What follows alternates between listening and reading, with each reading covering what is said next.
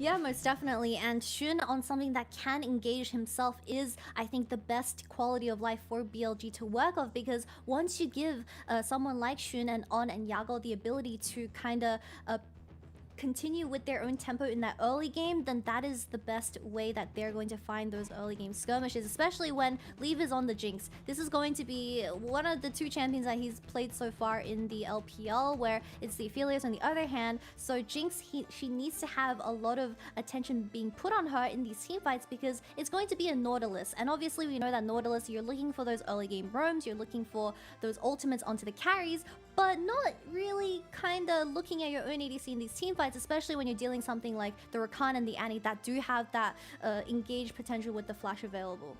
Looks like it's going to be secured. There's going to be the ultimate from the Maokai, the Moonlight Vigil, to try and get on the backside of this one here, on trying to make sure he can be a bit more of a nuisance. Huge damage in. As you can see, Elk just moving forward with the red and white. He is ready to fight. Finally gets taken down there by Fofo, who does not land the CC, but look, it was all to try and just delay the inevitable. 3 for 1 in favor of BLG. The Dragon to EDG, but the kills and the gold to BLG.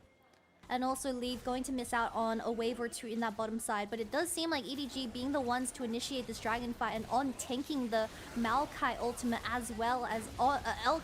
He was the one being the flanker onto Leave, and having red and white, I mean, you see this Jinx struggling to DPS or at least find an angle, being sandwiched by the carries of BLG, and of course Yago landing a very nice double man Tibbers on this Annie, made up for that fight and made it really go into BLG's favor. But a really good start. But we also have to talk about how that mid lane went, because something that I want to praise Annie players is that something that they don't do enough, but I praise when I see it, is they just dropped the ultimate. A really good W from On, bringing JJ over the wall. Yeah, bringing him over the wall. They're going to flash in and try and make this one happen, but a 1v1 between the AD carries. It's Gale Force versus Kraken Slayer, and the Gale Force wins. That's going to be the Jinx going down. JJ next to follow. Bin's TP'd in. On survives. I don't know how. Yagao just stacking up stuns, and EDG, they just got nowhere to go. BLG, they came to play today.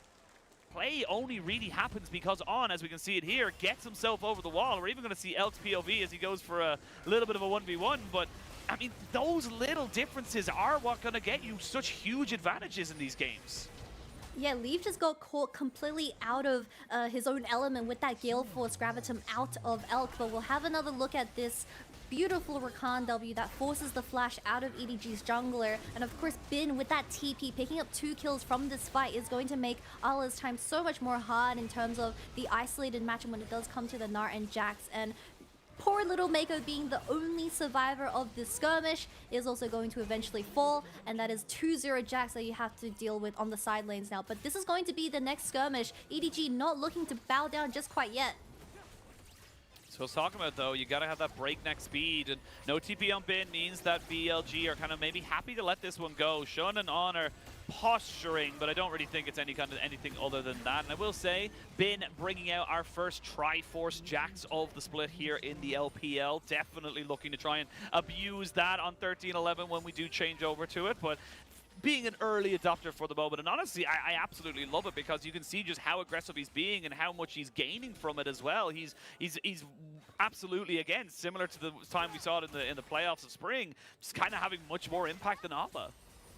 He's just survived for the moment, but do you really want this fight? That is the question here, because I was just going to say the Annie's got the burst, and he survived, and then he said, no, I shall not live this engage, and goes right back in. They lose a tower, they lose a kill. EDG, I mean, it's just looking like they just can't keep up with the pace. Solo AP, and like you said, he's going full AP. He got that lost chapter in his inventory as well, so this is definitely not a move. We do see the demonic every now and again. It's kind of like a good first item, but oh, Mako, buddy, pal. Oh, he's just getting bullied right now, but it's a 2v3. Do they able to kill him off? That is the question. On dies first, and now they've traded it all back. TP comes in from Fofo. Now Bin in a 2v3 with his jungler, trying to see if he can make this one work. The all-out comes out, but Bin is still looking very tanky. Finally, the Jinx can come in, and Cassante gets the kill. BLG having a little bit too much fun with that particular engage, and they get punished for it. They lose the tower bot side, and they lose themselves 2 kills. Definitely see a common trend with BLG in having a little bit too much fun when it comes to gaining this early lead, and you often see it from Bin, where he is just He was 3-0, and then obviously giving that shutdown over to Fofo, not the most ideal, as Yagal TP'd a little bit too late to the play, but I'm sure BLG is still in a very comfortable position. Having both tier 1 towers in mid and bottom lane is going to allow On to place down that vision control prior before this upcoming soul point for EDG, but we'll see how this play played out, because Mako, he was the one walking into Bin, and it really did seem like this Nautilus was going to get one shot, but no, there just wasn't enough damage, whereas Mako was able to live for a little bit longer, and Bin, he had to kind of commit to this kill, while a surprising amount of damage on the Znar, one shot on as well, but just a numbers advantage from the side of EDG, and they were able to pick up 2 scrappy kills, but none of them went into Lee's pockets, which is a little bit concerning because this Jinx is kind of starving. There's a defamation smash. They see if they can maybe jump on top of him. He does get hit there by the Nature's Grasp and the ultimate. They're just knocking him back. Welcome to the bounce house. Oh my lord, Bin didn't give an opportunity to try and walk away from that. The CC was just insane. Bin, look at the vision control that On has placed in the bottom side. No one showed on those wards, so where else could they be? They're obviously camping on the top side, but Bin falling down, also giving that tier 1 top lane to EDG. They're slowly scrapping their way back into this game, but Leaf being a lonely ADC, only sitting on that Kraken Slayer compared to Elk, who's finished his LDR. So this, I feel, is really going to hurt if EDG do want to challenge this upcoming dragon, which is unlikely as they have no vision whatsoever in this bottom side. They may be 100% sure of this, as Elk, with the Gale Force, going to be able to get himself away from that particular CC. Look at he Yako. is just fine, so yeah, there's going to be a big old TP. It's a double TP. They're going to have Yagao on the flank. Goes in, flashes a cleanse, though, from Leave. Means that he is just fine, but can they really defend this point? That is the question. The answer is looking like no, as the Gnar and the Maokai have both fallen down. A double counter-strike in means that Mako will be falling alongside the Cassante, and it's a 4-0. BLG, they found one opportunity, and they did not waste it to take out a clean 5-0 ace. I want to say that Leave is keeping himself alive for a second, but a smack from the Rakan, and BLG looking to take game 1. Oshin, I think that's it. I think the ARAM in the mid lane, the 5v5 force from EDG. This is going to be game 1 going over towards BLG. A wonderful flank coming out of both Bin and Yagal, where they're able to get their hands onto the carries of EDG, and now 25 minutes, they take this game with ease. Shun saw the Lulu lock and he's like, get me Kha'Zix for this 5th pick. I'm gonna pop off. Yeah, they're looking to 5v5 this one. They're looking to, again, enable their AD carry, and kind of, you know, it's a tale as old as time in this particular meta. God, 13.11 cannot, or even 13.12 to be perfectly honest, cannot come soon enough. We get the Realm mid-scope update, we get all the changes, all different carries and such. Gonna be a good time. Zeri and Yuumi are put into the ground. That would be nice to see, as they don't even get bans attributed to them. But EDG do find themselves with their backs up against the wall. They are definitely not feeling the greatness after that game number 1. We'll see if they can change it around for game number 2, but BLG feeling so good about the start of this split. One of 2 undefeated teams only left in the split. We only had 1 week of play, 1.5 weeks of play, if you will, and we only have 2 teams left undefeated. That's how close it can be here in the LPL. But we are going to jump onto the Rift for the second game of this best of 3. We'll see if BLG can close it out in a 2-0, get themselves to 3-0 in the season, or if EDG have something else to say about this series. Their eyes are set onto Mako. They're looking for him. They are going to get the flash out of him. They get the knock. Oh, but it's so much damage! And he underestimated how much he could go for. The last Infernum shot will not do it. And Mako proves a little bit too much for first blood against BLG. And that's triple summoners coming out of the bottom lane of BLG, as Mako's the one that gets the first blood, just a little bit under in terms of the damage and what Elk was able to provide to that, but most importantly, On taking that tower shot was just not ideal.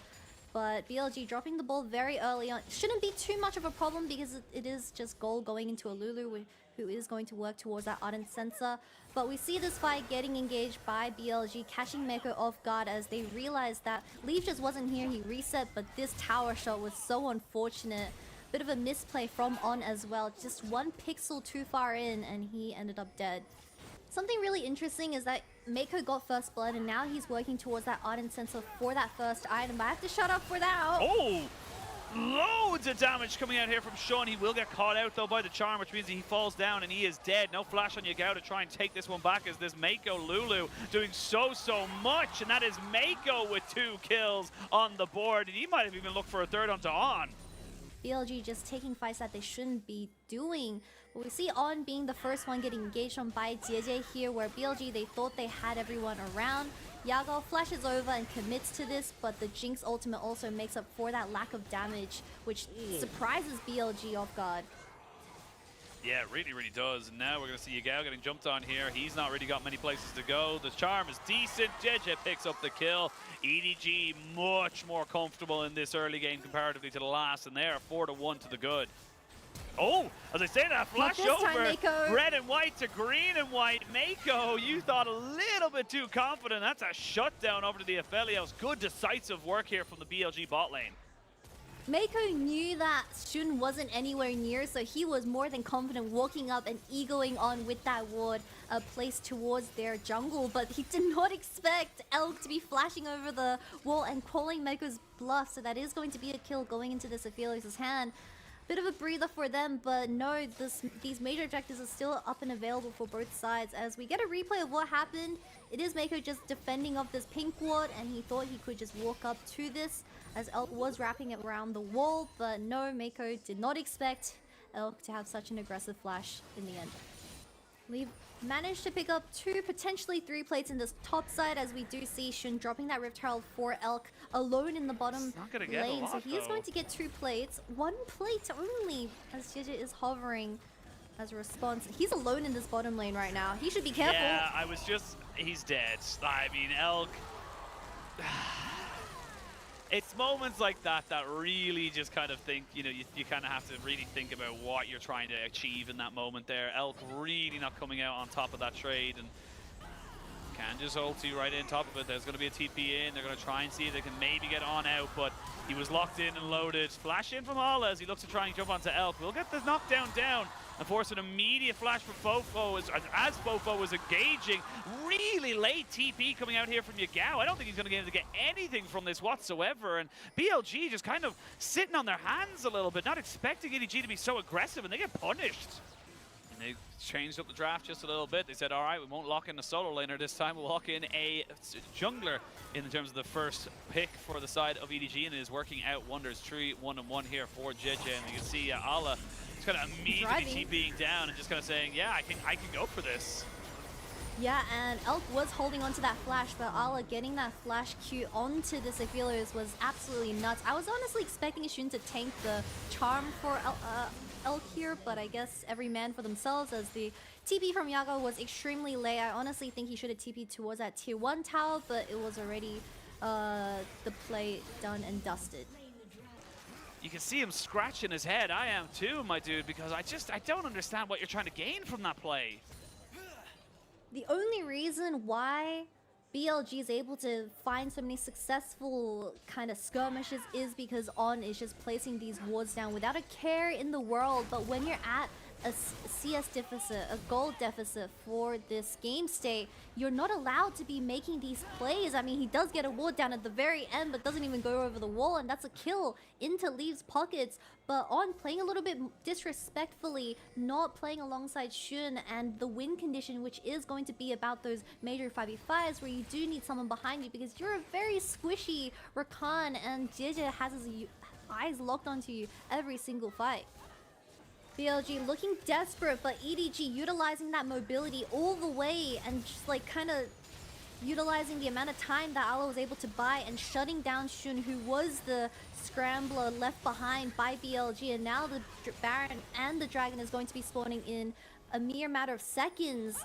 BLG struggling to find angles because their mid-jungle not as loud of a performance in this game too. I mean, On will die here because he hasn't got a flash. He's just... Yeah, I mean, that's just not what's happening. Having a much worse game comparatively to game number 1. We hyped up his Rakan, and it feels like he's just forgotten how the champion functions. He just doesn't know how his limits anymore. Yago does have the flash, no Tibbers. They're finding an angle into Fofo. Oh, Fofo did have the flash, does have the Spirit Rush up in a couple of seconds, but the explosive cast is good to bring him in. Can they finish him off? Yes, they can. While that's happening, though, you've committed 3 members on that bot side. You're going to have to convert this into a dragon because you're just losing that inhibitor. There's nothing else to it. Never mind, they're going to try and turn around and make this a 5v4, but they're on vision. Elk is a little bit by himself. They now know where everybody is. The inhibitor goes down. On looking for an engage. He doesn't have the quickness just yet. He's waiting for that cooldown to come down, and he's already getting burnt out so much. JJ doesn't get over the wall, and now they jump straight down on top of Leave, but Leave is just not killable right now. And what looked like BLG looking for a potential fight could be the end of this game. And Shun does get a return kill onto Mako. Is it going to be enough? It's tight. They're not quite able to get it, but EDG, they're still looking for more. They're still looking to see if they can burn down Bin. They should be able to. That is going to be an easy kind of turnaround fight here for EDG and BLG. Literally, that one ward just does them in. They get caught out on the flank, and it means that EDG were 100% ready for them.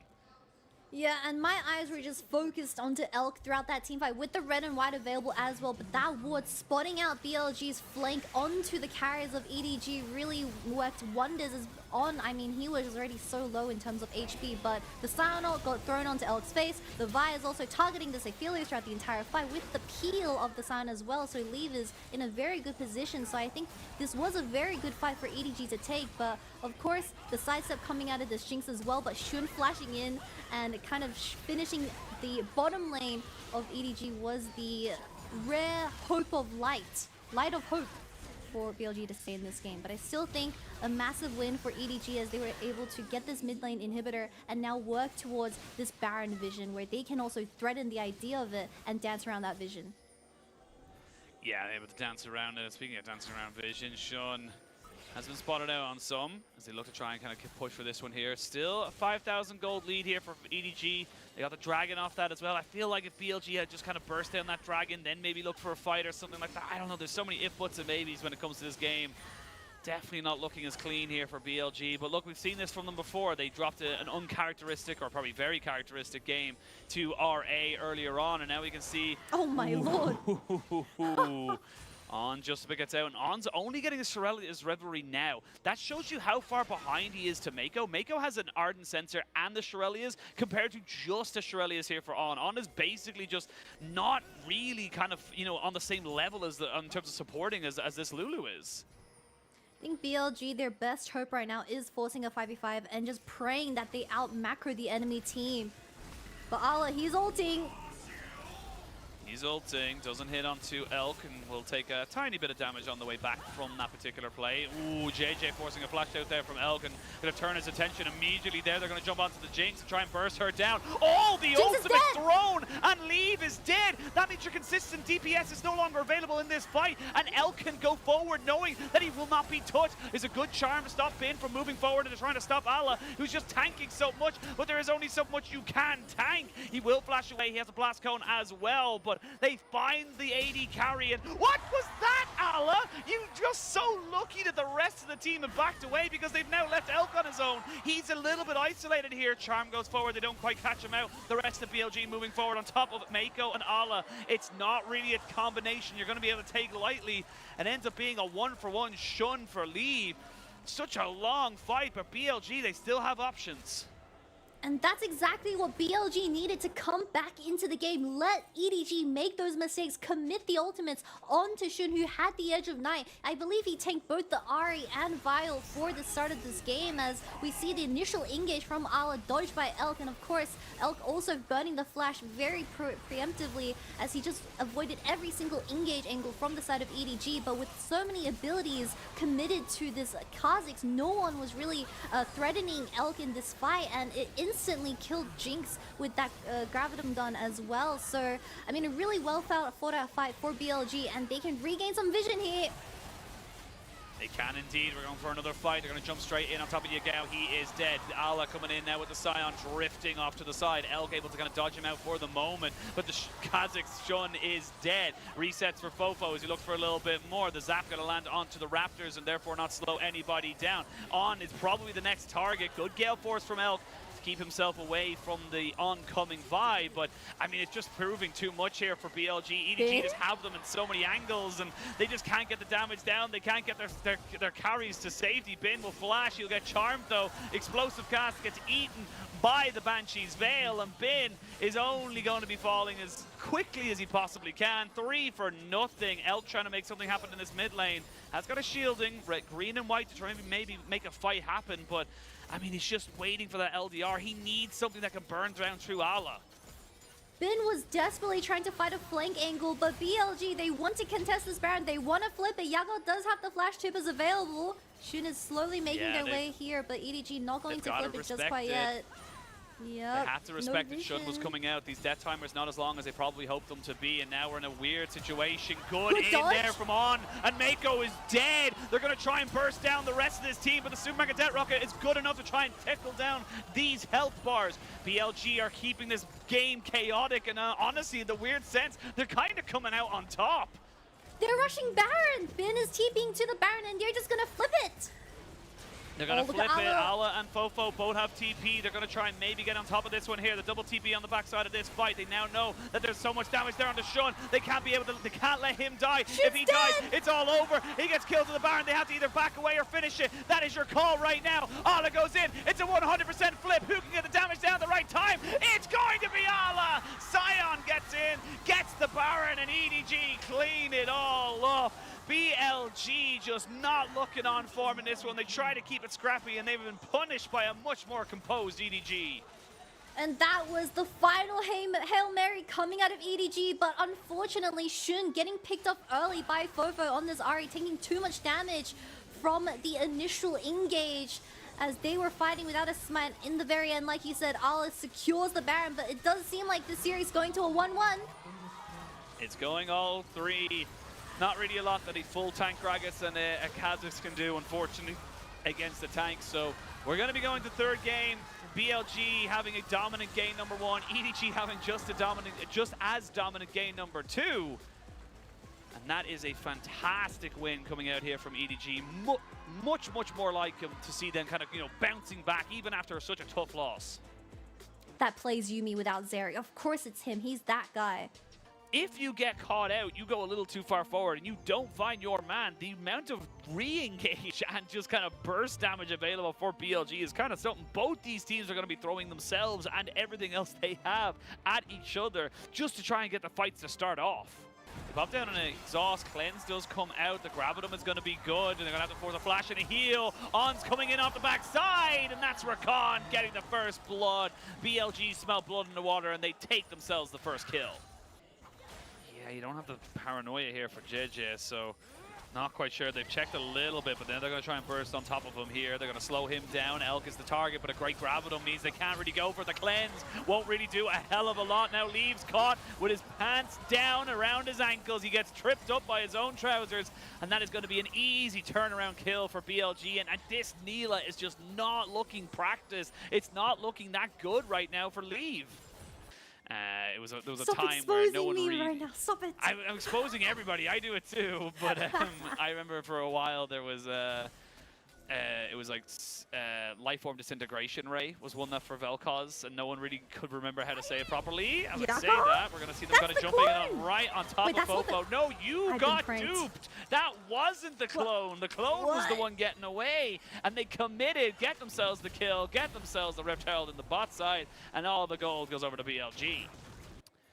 No, it has not. Not quite yet. It will wait till the turrets go down. Leave getting jumped on a little bit here by the Wukong, but a double TP going to be brought in here by the side of BLG. They brought everybody here. Pop Blossom lands onto everybody. That is a 4-man ultimate, but nobody's gone down just yet. El's taking a lot of healing as Ala wants to try and burn him out. They're going to jump straight back in on top of the Cassante, who should be able to get away from this. How are they gaining all these damage out? The Cassante stays alive despite everyone's best efforts. And now Bin caught between himself and a hard place, and he will go down. 4 kills over to EDG. They are not done with this series.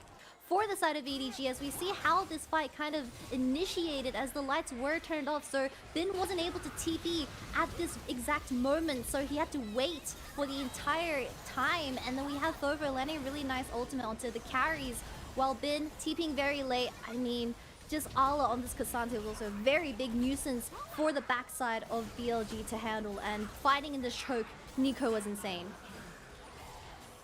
Absolutely massive engage there from Fofo, and great follow-up from Ola just to have the confidence. He didn't even lose his flash in that as well, just showing you how confident he was. He could go as aggressive as possible, get onto this Aphelios, take him out, and get himself the kills. The Dragon goes over in favor of EDG. They get themselves back into this game in terms of the goal. They're not quite equal just yet, but that helps a hell of a lot. And it all comes off the back of Fofo. I really do think that was such an incredible engage, and great to see him having such a good game.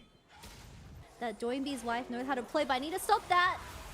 Yeah, you do need to stop that. The paranoia comes in, but Leave's already dead. They're trying to jump in on top of this Aphelios, but red and white, he is healing up. The Yuumi shall go down afterwards. That's Fofo as the Cassante, but JJ's already kind of used everything. He's already kind of wasted, or not even wasted, but just kind of used a lot of his ultimate. And now you can see the Pop Blossom come in. They're going to jump straight on the Fofo, who was isolated. Ala, are you fancying a 1v5 on the Cassante? I wouldn't bet against him, but now you've got the Rift Hero being dropped down. This is 18 minutes into the game. They may look to try and break open the base right now. Can they get a third tower at 18 minutes? It really does seem like so. As EDG, they get caught off guard with that flank coming out of On and Shun. As this is going to be a huge shift in macro, but I didn't expect Fofo to also die because On, I mean, it really did seem like the Rakano's going to get stuck in the Pop Blossom, but no, man was very slippery to say the least. Absolutely, and let's have a look at the replay here, because again, it's just really good work here from On and Shun to just get onto the backside. Yeah, and Leave did have that flash available, so I just didn't I think he didn't expect the amount of damage to come out of just a Wukong and Annie, but we have to take another look on how Fofo died. It was him dodging out on the initial Rakan W, but been following up with that ultimate as well. Just a numbers disadvantage for EDG to take with Ala arriving late.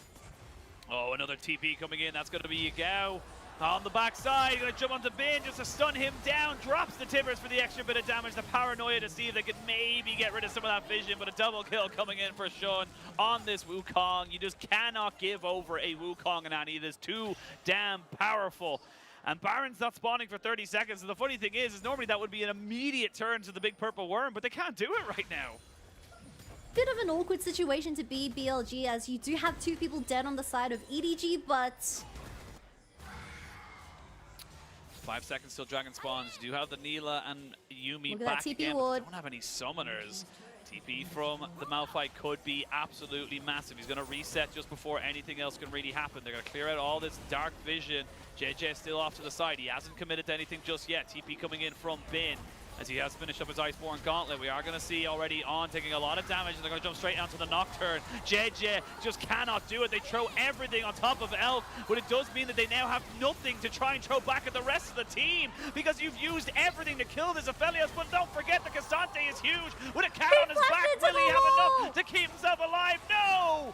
Not quite! And a smack down from the rock onto the cat gives themselves the ace. That's going to be a 5 for 2 in favor of BLG. They can go for the Dragon, they can go for a push in mid, they can go for wherever the hell they want. And Shun surprisingly did the most damage out of that team fight for the side of BLG, but we'll have another look at what just happened, because JJ closed the lights and his focus was on the AD carry of BLG. Elk trying to make distance with that Gale Force and flash available, but unfortunately not having enough distance from Fofo. But every single ability committed to this Aphelios meant that they didn't have anything to kill this Wukong and Malphite, which was such a menace in this team fight. Ala desperately trying to do anything, but the flash to kind of get that distance didn't mean too much, as it wasn't over the wall. And a very clean 3-for-5 trade. Very, very clean. 8,000 gold, or just underneath it now, in favor of BLG. 2 Dragons to the good, as they look for 2 more to get themselves that Infernal Soul point. On now having a much better game comparatively to game number 2. Game number 1 was good. Game number 2, we forget about that, but it's all good, because if you're able to bring out the win here for BLG, keep their undefeated series run going, would be fantastic for this organization. And again, kind of adding another accolade to why this team can be seen as, you know, arguably, you know, a top 2, if, you know, like, you know, team in the split, without, you know, kind of any kind of, you know, kind of doubt in our minds. Yeah, and throughout spring, the only reason why, well, I wouldn't say the only reason, but a huge highlight of why EDG found so much success was because of leave. But without that early lead that he so desperately needs, I mean, this Neela is not finding the angles that it's supposed to. And now Elk is sitting on that red and white, now threatening the Baron, as he also has a stopwatch in hand. No summoners, but does have a stopwatch. So EDG need to be very careful with how deep they go in with that engage. There's 3 Zhonya's, or at least Zhonya's effects available for BLG. 2 stopwatches on the Shun and Elk, and then Zhonya's themselves onto Yagao. As we can, here we go. They're going to look for a big fight, and they're going to be able to find it. The Pop Blossom is good, but it's not onto Elk. Try to throw on top of him, but he's already feared. They're going to go all out in here. It's a Rakan for an eco trade. The Cassante does his job and gets himself on top of the AD carry. The Neela has been taken out, but now do they have the damage afterwards? That is the question. Bin moves forward, and this rock is just clapping down on EDG. It is a 3-for-2 trade, so better for EDG, but still in favor of BLG. I wouldn't be surprised if Yago outdamages Elk in this game, because EDG throwing all their abilities onto Elk once again. I mean, he had to use a stopwatch, but they didn't have the remaining tools to kill the front line of BLG, but now they want to contest this.